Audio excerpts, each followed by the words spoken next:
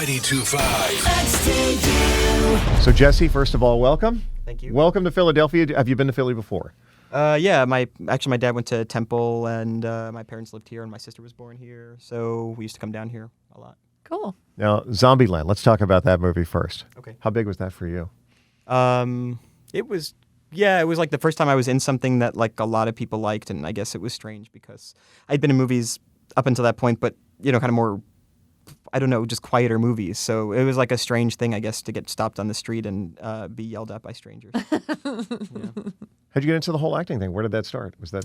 I started like doing children's theater in New Jersey. Like I grew up in New Brunswick, and my sister is 3 years older than me. She started doing children's theater, and I wanted to be with her. And I maybe was like an ambitious kid, so I wanted to do theater then with adults, and then I wanted to do theater in New York City when I found out there was like plays on Broadway.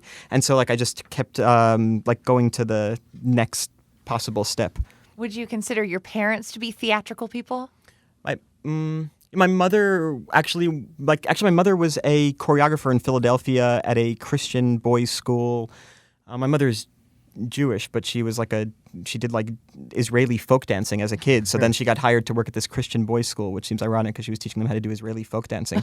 And then I don't know what school it was. It was in the city of Philly though. And then she like kind of was in the arts. And my dad was like a college teacher, so he like knew people in the arts just by virtue of working at a university, and thought it was okay. So they were supportive of it. We read that your mom was a professional clown. Yeah, that my mom was a clown after she stopped being a choreographer.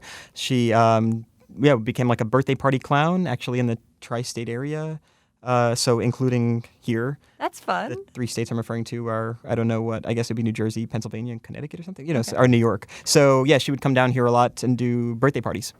Cool. So how'd that go? The day she said, "Listen, I got a new job." Oh. And she's putting on her nose and the big feet and stuff like that. Yeah. I was 3 years old, so I don't think I was given the opportunity to It object. was very cool then, right? Yeah, I mean, it was interesting. Like growing up, I was never like embarrassed, I guess. I don't know. Like in retrospect, I think maybe like kids would be embarrassed to have their mother be a birthday party clown for their friends. But I thought it was nice, and she was like a really good guitar player, so she would play guitar and she would write these kind of like folk songs and perform them at the parties, and it was sweet. It was nice. No, that is really nice. You know, and kids have such a different outlook, especially that young. Like my daughter is 5, and I love the stories that she comes home telling me, and I look at her, and in my head, I'm kind of judging the situation, but she's not at all. Right. So little things that happen to her classmates or things that happen to her, they're not embarrassed at all. They're all very, very accepting of each other. Yeah, when I was younger, this girl like took off all of her clothing in my class, and I was just thinking like, God, that's so weird. I mean, we were like 3 years old or something, but she was like thinking it was the most normal thing in the world, and yeah, I mean, I wish more people did that in high school, but I just remember thinking, like, I don't know why I was thinking about that recently. A little more developed in high school. Yeah, exactly. Then, yeah. Or in college. That would have been... tell the boys and the girls then. Yeah, exactly, yeah. But, like, yeah, I guess kids are just very, like, I don't know, comfortable. Yeah, and, like, not, I guess evil and opinionated and judgmental. It's kind of cool. Okay, so let's go on to social network. Okay. Are you social network savvy? No, I've never been on Facebook. Or I went on, like, when I was rehearsing to be in the movie, I went on my friend's page for a minute, but I don't do it. I mean, because I do like interviews about myself, so I don't want to like further talk about myself. As we're doing the research to talk to you, and Crockett's working, he goes, "This guy doesn't have a Twitter account or a Facebook account. I can't find him anywhere." You're well hidden. Oh, I guess so. Yeah, I mean, it's kind of terrifying to me in a way that like I don't want to be, because as I said, like strangers come up to me on the street and have seen me in movies, so it's like the last thing I want to go do is go home and talk about myself more. That's what it's all about. So give us the storyline of the movie. Okay. Tell us about the new movie. Yeah. Wait, can I read what you have here? Yeah, sure. So, because I've been trying to describe the movie, like but this is from IMDb, so it may not. This might not even be the same movie. No, but the problem is, like, the movie when you're watching it is like this kind of very fun, easy to understand plot. But when I try to describe it, it sounds like a very weird thing. So I'm going to read what you wrote. Can I tell you what I thought the movie was about first? Because I'm probably way off on this. Please. Because we got these mugs that say, "Now you see me." Yeah. And then I could swear for some reason I thought it was about a magician and giving away his secrets and then somebody out to kill him. Am I way off? You're not way off. You got that from a mug?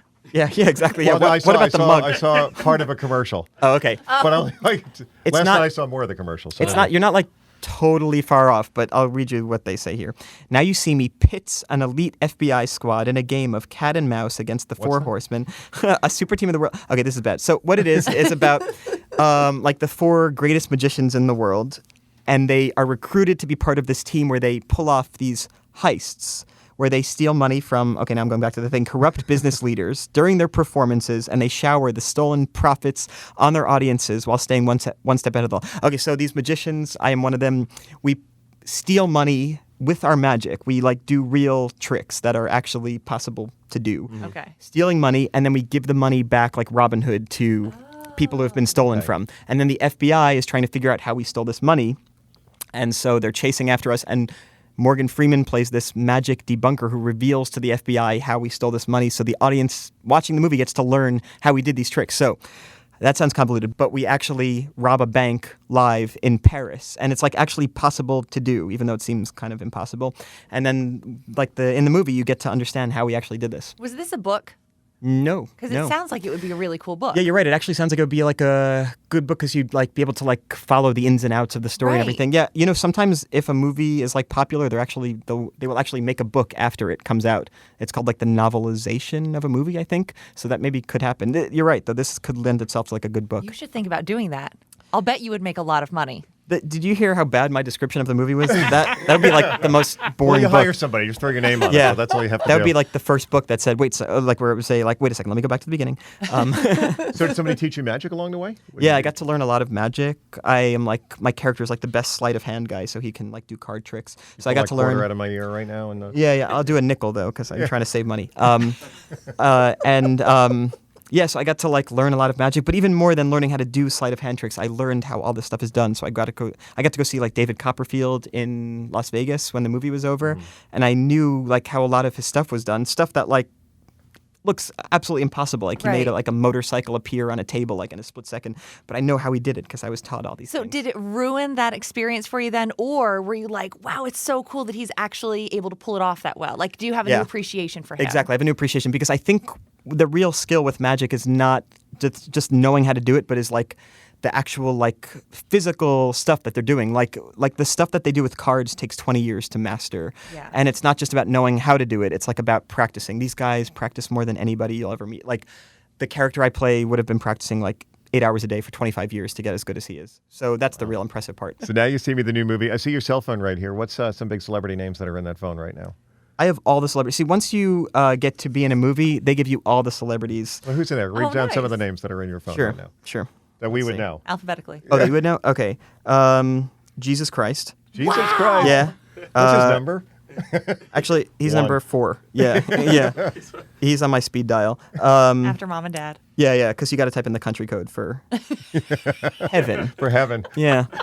And then my rabbi, and then Gandhi, posthumously. And yeah, those are How about that's actors? Oh, actors? Oh, okay. I don't know. I wish I could. I don't know. I can't be as clever because I don't know any names of actors.